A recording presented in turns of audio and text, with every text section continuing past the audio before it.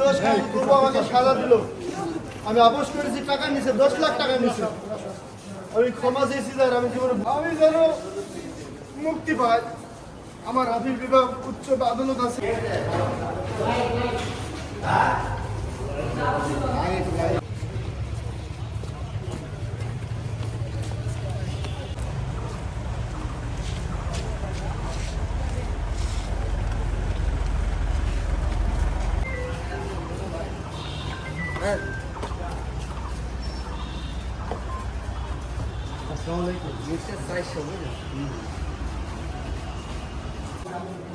সত্য বিচার নাই,